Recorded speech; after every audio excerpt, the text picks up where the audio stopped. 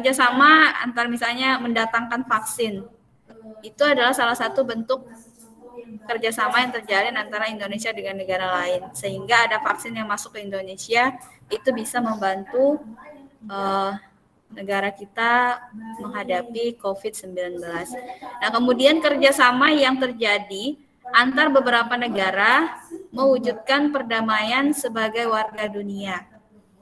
Jadi kerjasama yang terjadi itu bukan membuat antar bangsa itu terjadi perpecahan atau terjadi pertikaian atau perperangan, tapi membuat perdamaian antara satu negara dengan negara lain itu semakin terjalin. Begitu ya. Dan selanjutnya selalu kembali ke konsep awal, yakni manusia adalah makhluk sosial. Makhluk sosial artinya selalu membutuhkan orang lain. Ya. Makhluk sosial itu artinya selalu membutuhkan orang lain. Itu yang dimaksud dengan makhluk sosial. Artinya, contoh kalian ya.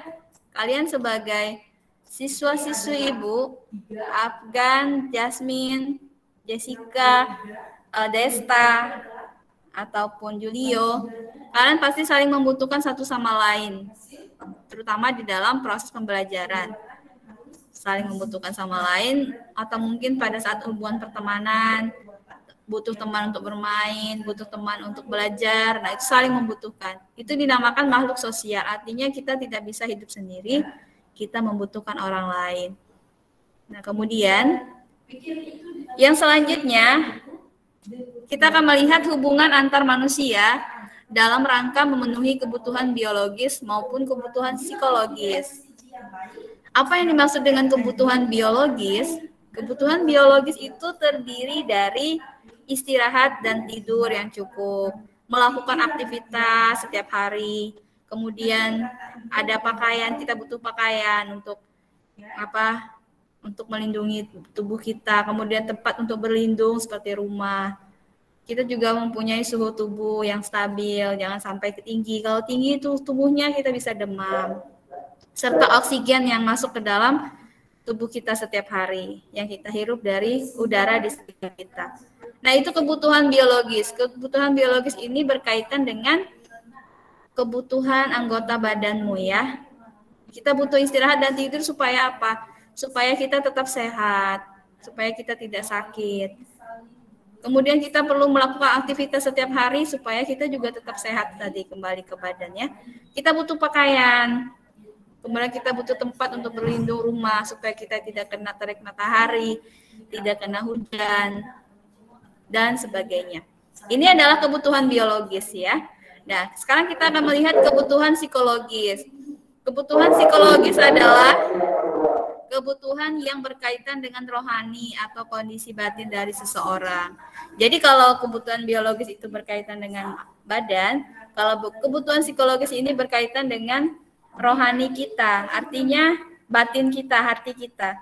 Kita membutuhkan ketenangan, kita membutuhkan kedamaian. Itu namanya kebutuhan psikologis ya, yang dicari dan dicari oleh setiap orang di dalam hidupnya. Jadi kebutuhan biologis dan psikologis ini merupakan kebutuhan yang ada di dalam diri manusia. Nah, selanjutnya kita akan melihat di slide selanjutnya, kepentingan umum semakin mencakup kebutuhan dunia, sehingga semua manusia dihadapkan pada seluruh masalah dunia, seperti kelaparan, penyakit, terorisme, pengangguran, tingkat pendidikan yang rendah, kemudian COVID yang sedang melanda kita saat ini. Jadi permasalahan-permasalahan yang terjadi di atas ini merupakan permasalahan yang sedang melanda dunia. Tidak hanya Indonesia saja, tapi sedang melanda di seluruh dunia, terutama yang berkaitan dengan COVID-19 ini ya, yang saat ini sedang melanda dunia, sehingga banyak hal yang terjadi membuat kita kesulitan dalam hal misal sekolah dari rumah, kerja dari rumah, apa-apa dari rumah, kita dilarang untuk berkumpul. Nah, kemudian bukan masalah negara terlanda masalah, melainkan bagaimana antar negara saling membantu. Supaya apa? Supaya masalah yang terjadi itu bisa selesai bersama-sama. ya. Kita dapat solusinya sehingga masalah yang sedang kita hadapi bisa kita selesaikan dengan baik. Nah, jadi Ibu harap permasalahan-permasalahan yang sedang melanda dunia saat ini itu kita bantu, terutama dengan hal sederhana. Kalau misalnya kalian ya tidak keluar rumah, tidak berkerumun, kalau tidak penting ya. Kemudian selalu menggunakan APD, artinya alat pelindung diri yang bisa melindungi kita terjangkit dari hal-hal yang tidak kita inginkan. Nah, baik, selanjutnya Ibu minta Desta, kamu nyalakan mikrofon dan bacakan poin yang selanjutnya ini ya.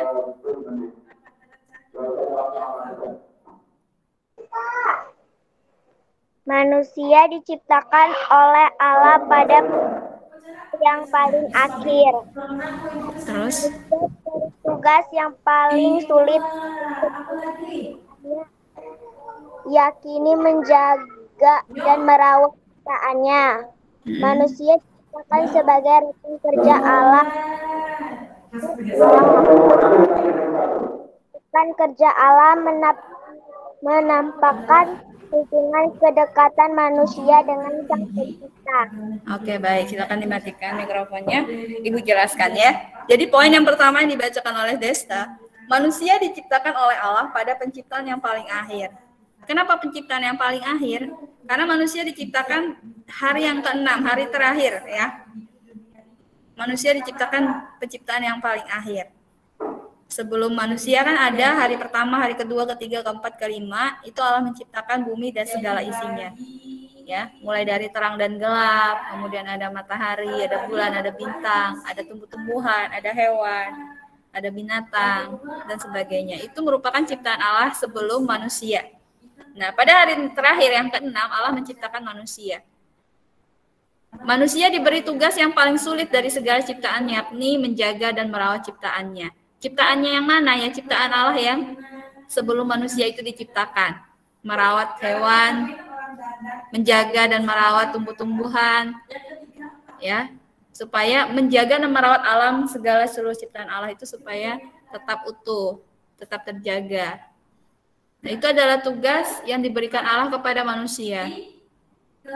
Jadi manusia diciptakan itu sebagai rekan kerja Allah, atau kata lain itu partner Allah, temannya Allah. Ya. Nah, jadi kita ini anak-anak Allah ini, kalian bertiga, ini banyak yang keluar ya, karena sinyal kayaknya. Jadi kita ini yang diciptakan Allah itu supaya apa? Supaya menjadi teman rekan kerja Allah dalam menjaga, merawat, dan melestarikan apa yang menjadi ciptaannya. Jadi istilah rekan kerja Allah menampakkan hubungan kedekatan manusia dengan Sang Pencipta. Ya, jadi istilah rekan kerja Allah itu berkaitan dengan hubungan kita ini ya, kita ini dengan Allah. Jadi kita punya hubungan yang khusus dibandingkan dengan ciptaan Allah yang lain.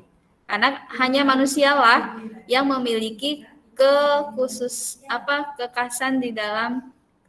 di dalam penciptaannya, yang punya akal budi, yang punya kemampuan untuk berpikir, yang punya hati nurani, yang punya untuk kehendak bebas. Hanya manusia yang punya itu, sementara makhluk yang lain tidak. Karena itu manusia menjadi rekan kerja Allah.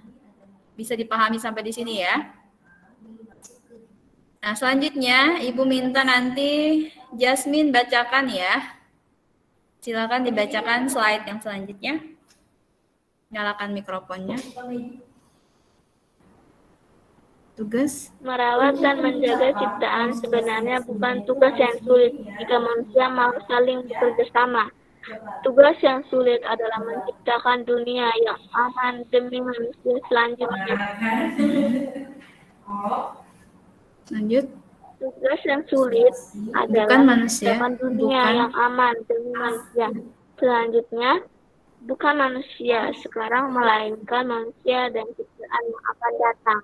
Baik, terima kasih Jasmine. Ibu akan jelaskan. Jadi merawat dan menjaga ciptaan. Bukan manusia sekarang, melainkan manusia dan ciptaan yang akan datang. Ya, cukup dulu ya. Silakan dimatikan mikrofonnya. Jadi Ibu jelaskan ya, merawat dan menjaga ciptaan sebenarnya bukan tugas yang sulit.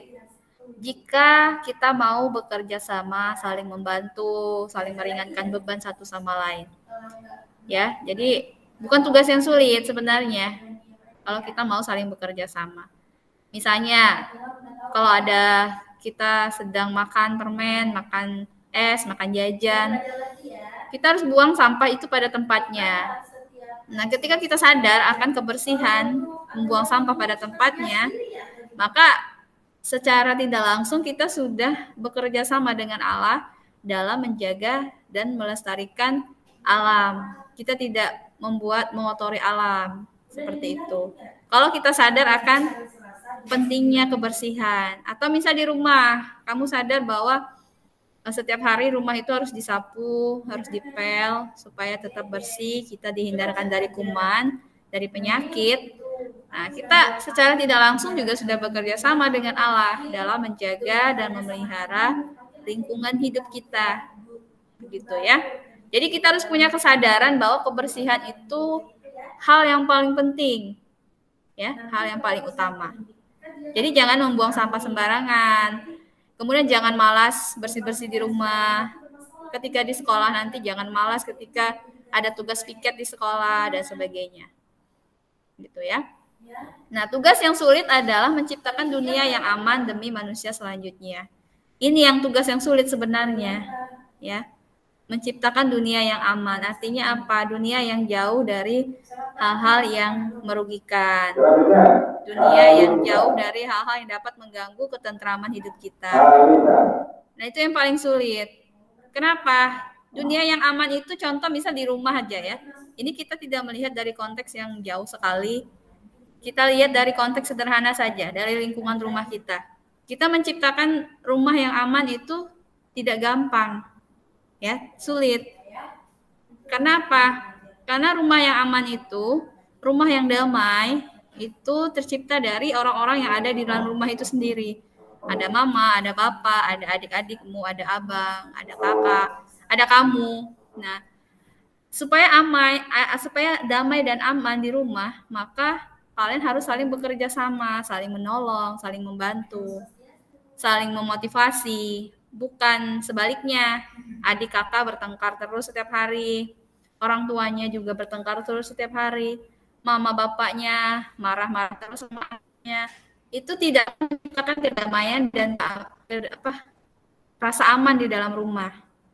Kalau hal itu terjadi di dalam rumah. Namun kalau kamu di dalam rumah sudah bisa saling membantu, adiknya menyayangi kakaknya, kakak menyayangi adiknya, anak menyayangi orang tua menyayangi anaknya, saling bekerja sama, saling membantu. Ada hal yang tidak beres diselesaikan dengan baik.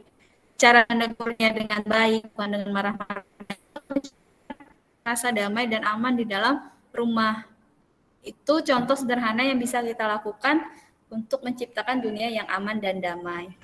Dari hal yang sederhana saja. Nah, kalau di dalam lingkungan rumah kita sudah bisa menciptakan rasa damai dan aman, maka ketika kita keluar dari lingkungan rumah, kita di sekolah, ketika kita di masyarakat, maka rasa aman dan damai itu akan tercipta dengan sendirinya.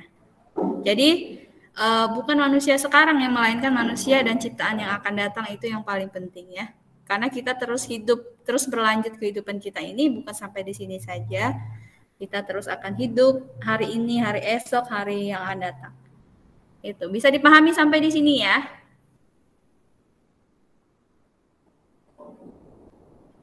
Paham ya? Jasmine, Julio, Jessica, kemudian Desta, paham ya? Paham, Bu. Paham, Bu. Nah, Desta, Ibu minta bacakan slide yang selanjutnya. Bacakan semuanya ya. Keterkaitan kerjasama bangsa kita dengan negara lain bisa disebut dengan Ipolexos Budaka. Ipolexos Budaka merupakan singkatan dari ideologi ekonomi sosial budaya, pertahanan, dan keamanan. Keseluruhan warga dunia hendaknya mempunyai kepedulian dan keperhatian terhadap sesama manusia di bumi ini. Baik, terima kasih ya. Jadi yang kita akan melihat di sini keterkaitan kerjasama bangsa kita dengan negara lain yang biasa kita sebut dengan Ipolexos Budankam, yang artinya itu kepanjangannya dari singkatan ini adalah ideologi, kemudian I itu ideologi, Po itu politik, X itu ekonomi, Sos itu sosial, Bud itu budaya, Han itu pertahanan, dan Kam itu adalah keamanan. Ya. Jadi hal ini berkaitan dengan ideologi, politik, ekonomi, sosial, budaya, pertahanan, dan keamanan. Ini adalah hal penting yang ada di dalam setiap negara dan juga di dalam negara kita ya, negara Indonesia. Dan ini yang kita pertahankan ideologinya. Ideologi ini berkaitan dengan ide-ide ya, ide-ide politik, ideologi, misalnya ideologi Pancasila berkaitan dengan 5 sila yang ada.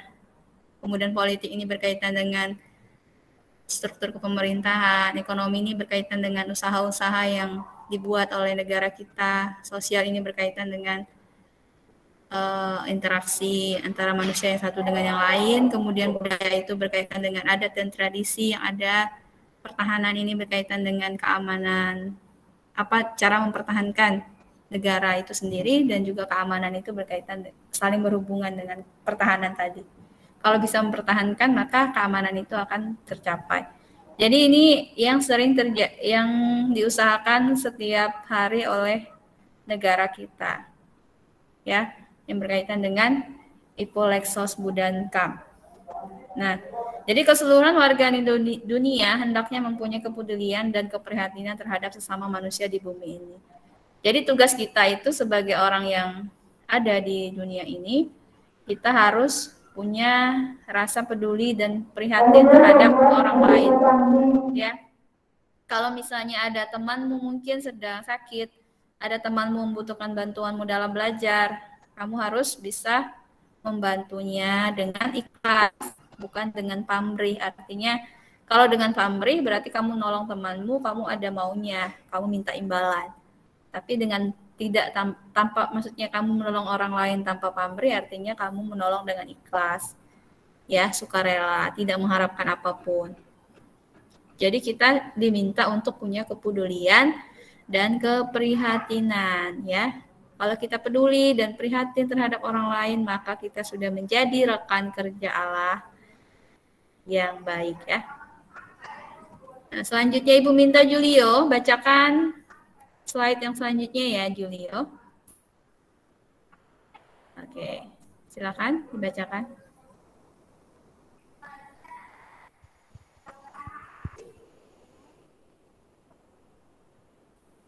Agak keras sedikit ya, kurang kedengaran suaranya. Allah sejak semula menciptakan manusia berdampingan, maka Hawa diciptakan untuk menemani Adam. Allah tidak membiarkan manusia hidup sendiri. Dekatkan lagi yo, jauh lagi suaramu. Bangsa-bangsa dan menjadikan mereka umatnya. Dia sendiri menjadi Allah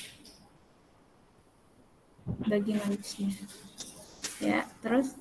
Allah tidak biar manusia hidup sendiri saja, ia menghimpuni manusia dalam rumput bangsa dan menjadikan mereka umatnya, serta dia sendiri menjadi Allah bagi manusia. Kebersamaan dan kesamaan sebagai ciptaannya, itulah yang penting bagi sesama makhluk. Setiap orang dipanggil untuk bersama-sama mengulurkan tangan dan berbagi kasih. Oke, baik. Terima kasih Julio. Silakan dimatikan mikrofonnya. Jadi Allah sejak semula menciptakan manusia itu berdampingan. Artinya kita dengan yang satu sama lain itu saling membutuhkan, tidak terpisahkan. Seperti yang dilakukan oleh Allah ketika Dia menciptakan Adam dan Hawa pada saat kisah penciptaan ya. Jadi Hawa diciptakan sebagai temannya Adam, karena Adam tidak bisa hidup sendiri, dia membutuhkan teman, yaitu temannya Adam. Begitu juga dengan kita sebagai manusia, kita juga membutuhkan teman ya, kita saling membutuhkan. Kalian bayangin saja sendiri, kalau kalian hidup sendiri, tidak punya teman, tidak punya kenalan, tidak punya orang tua, itu akan membuat hidup kita merasa kesepian ya, tidak ada siapapun yang menemani kita. Nah, jadi Allah tidak membiarkan manusia hidup sendiri. Ia menghimpun manusia dalam rumpun. Rumpun itu artinya sekelompok ya, sekumpulan orang. Jadi dalam rumpun bangsa-bangsa dan menjadikan mereka umatnya, serta Dia sendiri menjadi Allah bagi manusia. Karena itu Allah membuat manusia itu berada di dalam satu rumpun bangsa-bangsa seperti Indonesia, ada negara Indonesia, negara Malaysia, negara Thailand, Vietnam, Eropa, dan sebagainya. Itu sudah menjadi rencana Allah supaya kita terbentuk di dalam bangsa-bangsa itu dan kita berkumpul supaya tidak terlalu banyak. Ya, kita bayangin aja kalau kita tidak punya Indonesia digabung dengan Malaysia, Malaysia digabung dengan ini, itu akan menjadi banyak sekali dan tidak terurus, sehingga kita akan terpecah belah. Namun kalau kita dikumpulkan dalam satu bangsa, kita akan mudah menjalin kerjasama, kemudian kita akan mudah menjalin persatuan dengan yang satu dengan yang lain, antara provinsi dengan provinsi ya, bukan lagi antar negara. Jadi lebih kecil lingkupnya, sehingga kita lebih fokus. Dan Allah sendiri yang menjadi Allah bagi manusia, ya.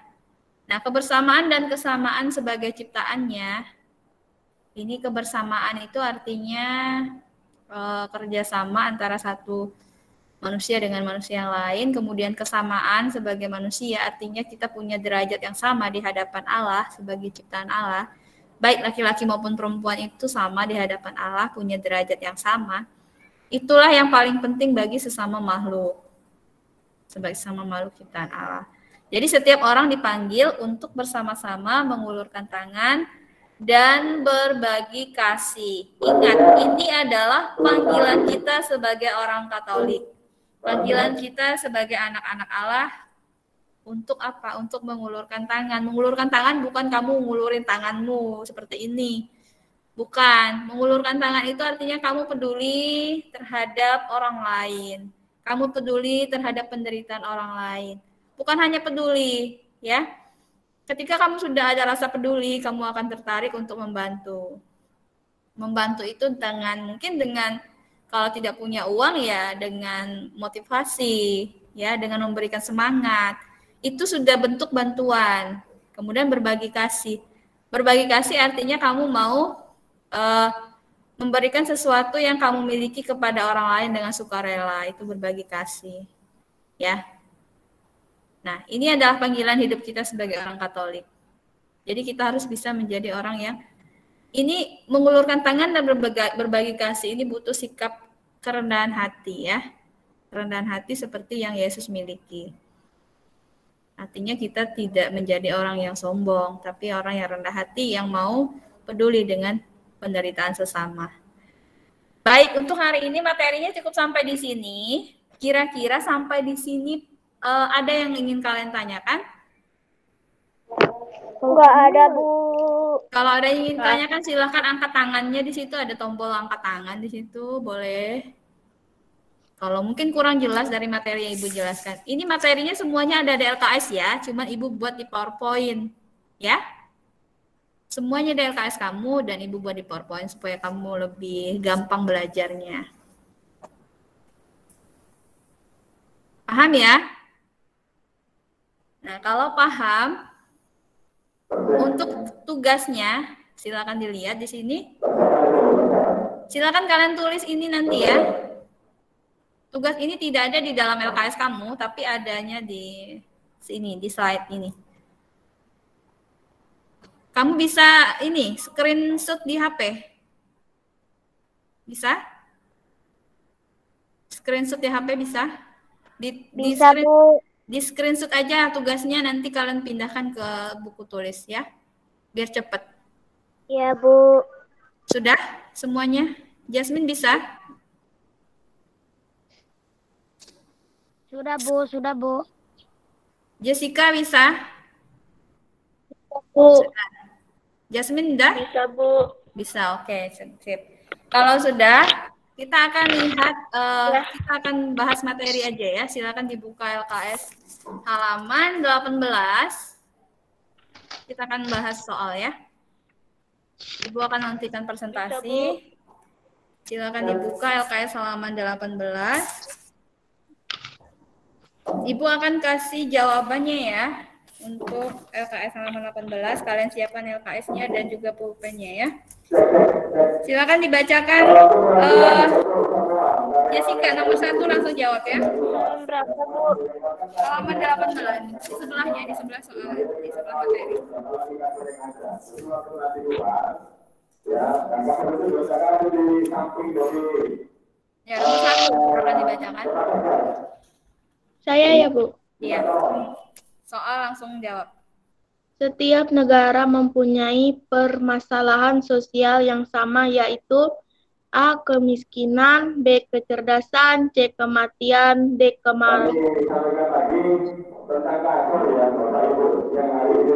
Jawabannya yang C ya, kematian ya. Baik, nomor 2, silakan dibaca Jasmine. Ibu yang akan jawab ya, supaya kamu cepat. Jasmine?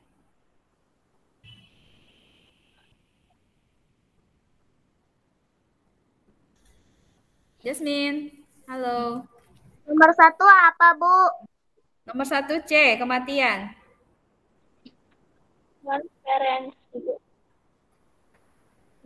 Konferensi Asia Afrika pernah diadakan di Indonesia sebagai lambang kerja sama. Ya, Bu. Jawabannya yang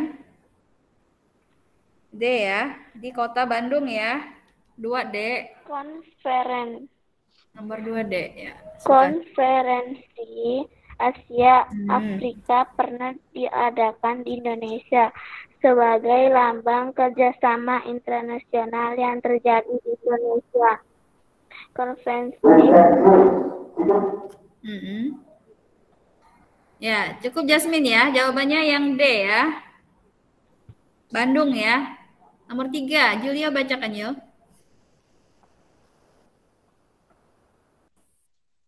Untuk menghindari perang dan melawan terorisme dibutuhkan kerjasama dengan negara lain di bidang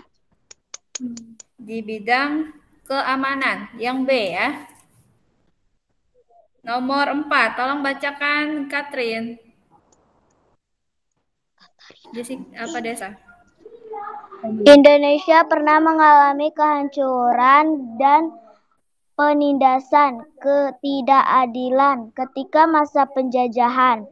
Penjajahan menjadi masa keterpurukan bangsa Indonesia, maka penjajah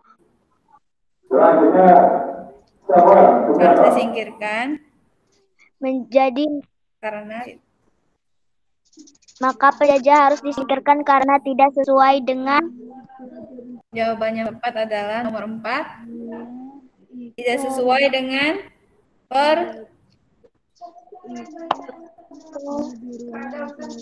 perjuangan bangsa. Ya, C ya. Nomor 4 C. Nomor 5 tolong bacakan lagi Jessica. Indonesia mempunyai ciri khas tersendiri sehingga tidak ada ideologi asing yang masuk dalam ideologi bangsa Indonesia. Ideologi itu adalah Ideologi itu adalah nomor 5 jawabannya D ya, ideologi yang tertutup.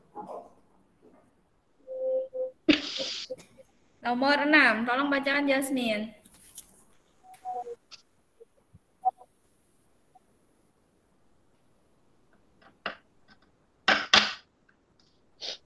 Jas?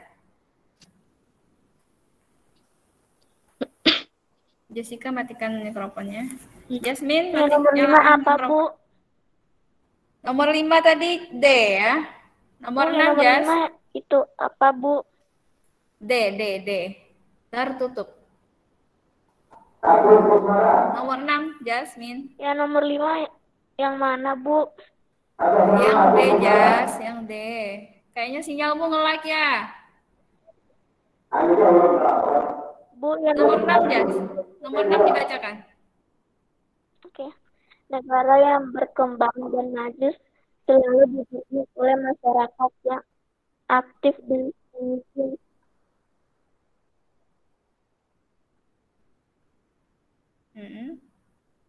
Nomor 6. Negara yang berkembang dan maju selalu didukung oleh masyarakat yang aktif dan pemimpinnya. Arif. Negara Indonesia pernah dipimpin oleh presiden perempuannya itu? Itu siapa? Siapa? Ada yang tahu? Masa nggak tahu? Jawabannya yang mana? Ya? Dari kalian berempat ini ada yang tahu? Siapa nama presiden perempuan kita? Megawati, Soekarno, Putri. Yang A. Nomor 7 baca Julio.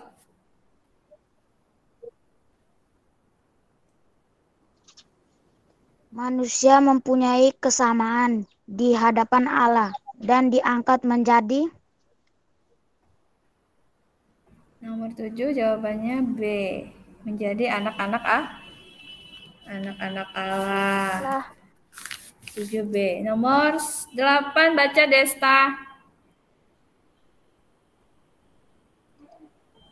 Pemimpin yang adil adalah pemimpin yang mampu memberikan hak yang sama kepada semua warga negara. Pemimpin Gereja Katolik di dunia adalah...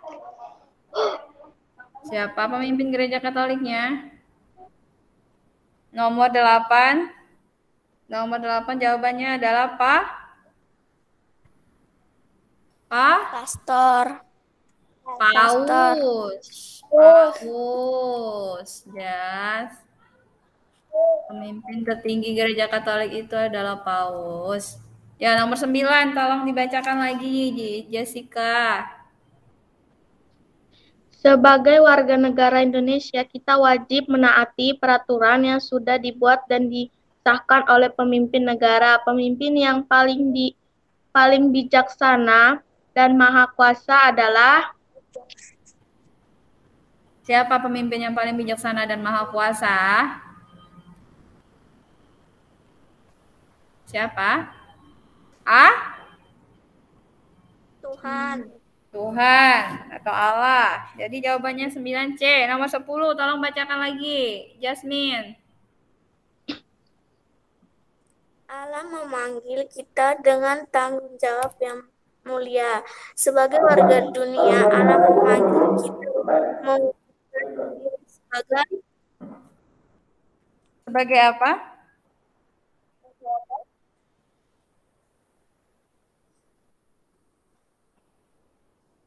Manusia yang adil.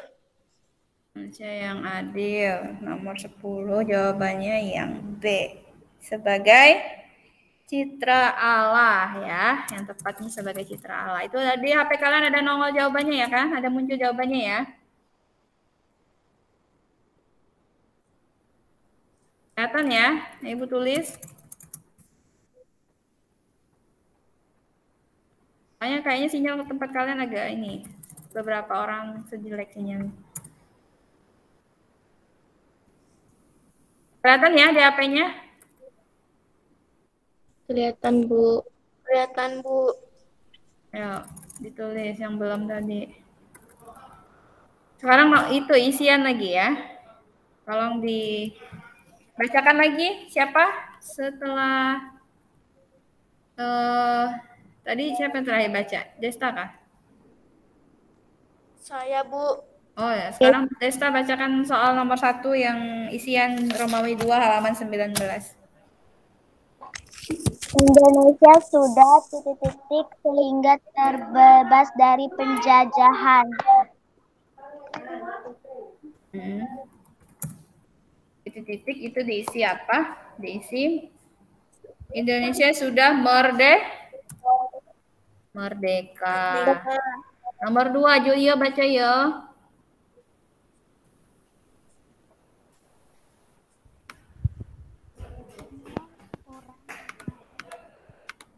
Suaramu kekecilan ya.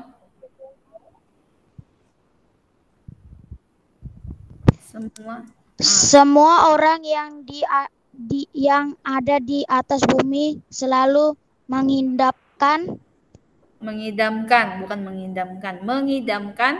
titik-titik dan titik-titik. Mengidamkan kerukunan dan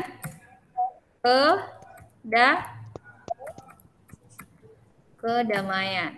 Silakan diisi ya. Nomor 3, bacakan lagi Jessica. PBB adalah singkatan dari Persatuan Bangsa. B-nya lagi satunya di bangsa bang. PBB itu adalah Persatuan Bangsa Bangsa. Nomor 4, Jasmine baca Jas. Titik adalah tentara yang menangani dan menjaga daerah perairan yang ada di Indonesia dari penyusup negara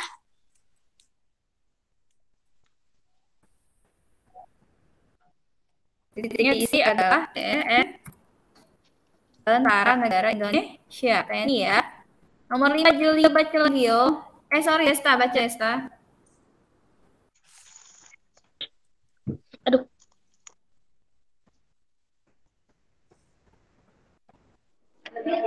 Allah tidak menyebut kita sebagai hamba, melainkan sebagai titik-titik Allah. Sebagai apa? Sebagai rekan kerja atau partner. Nah, ditulis ya. Nomor 6, Julio baca yo.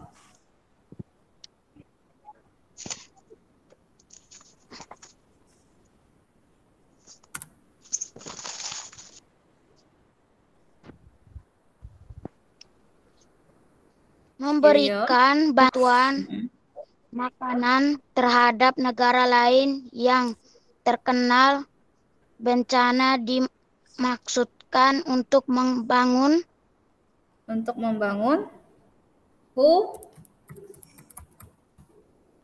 hubungan antar bangsa. Ya, nomor 7, Jessica baca lagi, Jess. Seorang nabi diutus sebagai penyambung titik-titik Allah. Sebagai penyambung apa? Sebagai penyambung lidah Allah. Nomor 8, Jasmine. mengikuti KPOP berarti mengikuti budaya negara titik Negara Korea ya. Nomor 9, Desta.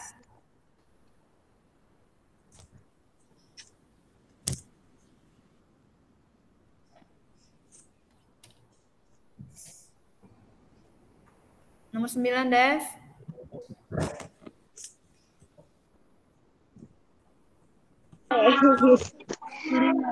Bencana titik-titik membuat warga di sekitar Gunung Merapi mengungsi.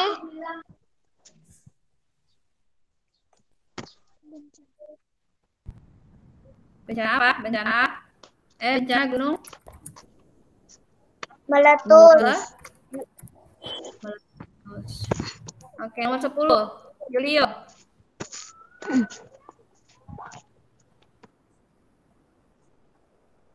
Yo.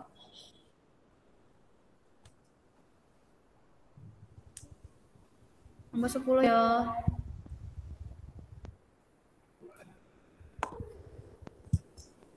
Kita sebagai warga negara Indonesia hendaknya titik-titik terhadap budaya bangsa lain. Titik-titik terbuka ya. Oke. Sudah selesai. Sekarang yang Romawi 3. Sudah kalian tulis semua ya? Romawi 3 lagi ya. Nomor 1. Itu soal menjodohkan. Nomor 1 bacakan Jessica. Umur sudah 17 tahun. Diisi apa itu paling tepat? A, B, C, D, atau E, atau F? Umur sudah 17 tahun. Berarti diisi orang yang 17 tahun dia biasanya punya KTP. Nomor 2. Tolong bacakan. Jasmine. Agama di Indonesia. Ada berapa agama di Indonesia? 6. Agama di Ada Indonesia. 6. Oke. Diisi yang berarti yang E. Nomor 3. 6, Bu, 6. Ya, nomor 3. Desta baca Des. Longsor. Hah? Tanah longsor. Disebabkan oleh apa tanah longsor? A. Penebang liar. Ya, benar. Nomor 4. Baca dan Julio.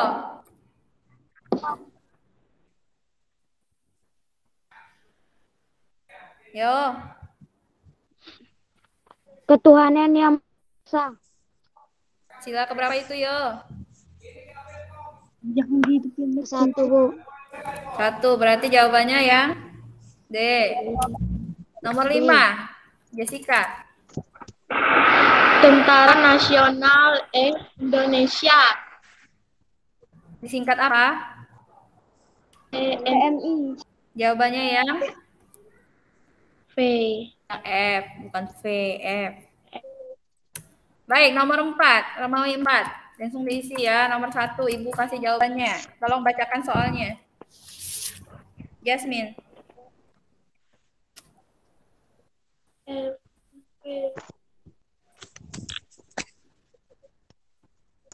Jasmine. Sebutkan. 5 negara yang masuk dalam Sebutkan 5 negara yang masuk dalam PBB. Kalian tulis ya. Ya, Bu. Malaysia. Sebutkan 5 Kemudian negara yang ditulis ini. masuk dalam PBB. Singapura, Jepang, Cina, dan Korea. Silakan ditulis jawabannya ya.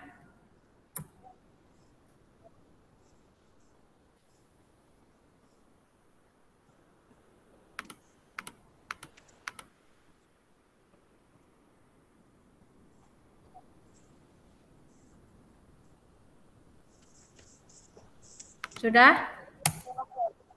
Nomor 2. Sudah selesai belum? Udah. Nomor 2, bacakan. Desta. Sebutkan 3 macam kerjasama yang dilakukan oleh negara Indonesia dengan negara lain. Kerjasama di bidang apa? Bidang Udah, Bu. bidang keamanan, kemudian kesehatan, dan kedamaian.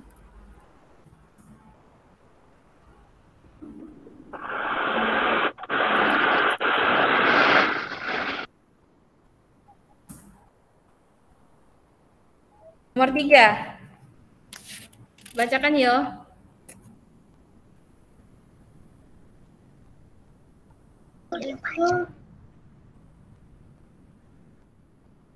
Nomor 3 yo.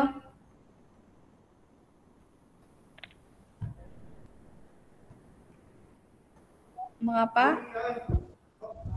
Mengapa kita perlu memperkenalkan budaya Indonesia kepada negara lain? Mengapa kita perlu memperkenalkan budaya Indonesia pada negara lain? Untuk menunjukkan kepada negara, untuk menunjukkan bahwa Indonesia negara yang beraneka ragam.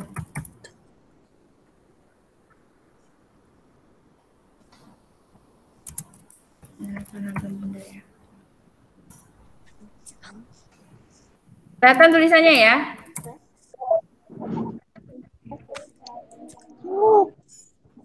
Kekecilan nggak tulisannya?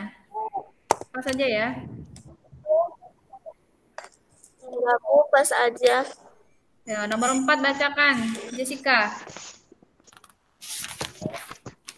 Sebutkan 3 upaya untuk meningkatkan kerukunan di Indonesia.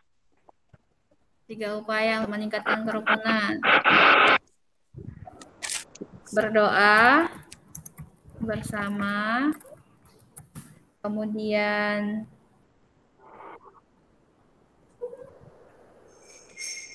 tidak menghina agama lain, kemudian tidak mempermasalahkan suku dan suku, tidak mempermasalahkan sara ya. Sara itu suku, agama, ras ya.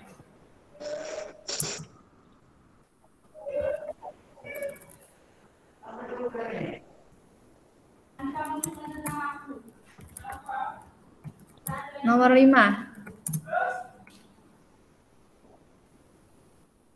Silakan dibacakan. Siapa lagi bacanya? Ibu lupa. Dia kah? Yo baca yo. Nomor 5 soalnya.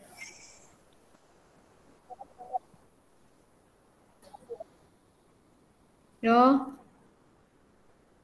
Saya, Bu. Oh, baca ya, Jasmine kah? Ya. Sebutkan 3 negara yang di kawasan benua Eropa. Sebutkan 3 negara yang ada di kawasan benua Eropa. Oke, negara yang ada di kawasan Eropa itu ada Inggris. Sebutkan tiga negara yang ada di kawasan benua Eropa. Belanda dan Jerman. Oke, sudah. Inggris, Belanda, Jerman. Oke, cukup. Selesai. Jadi PR-nya tadi itu ya yang kalian screenshot. Dikerjakan minggu depan paling lambat pengumpulannya ya. Bu, kok Jadi tulisannya nggak muncul, Bu? Hah? Sinyalmu kalau coba sinyalnya di ini. Muncul aja. Jadi untuk hari ini Meet kita cukup sampai di sini ya. Ya, Bu. Tetap semangat belajarnya di rumah. Minggu depan kita akan masuk materi yang keempat di halaman 21. Nanti kalian Ada kok, sudah Bu, tulisannya. ya. Nanti kalian di rumah kerjakan sendiri ya, pilihan ganda sama esainya itu ya, supaya kita besok tinggal bahas soalnya aja. Kalian nggak cari-cari jawaban lagi ya. Dipelajari ya halaman 21, 22, 23, 24, 25 itu dipelajari ya. di rumah? Iya, Bu.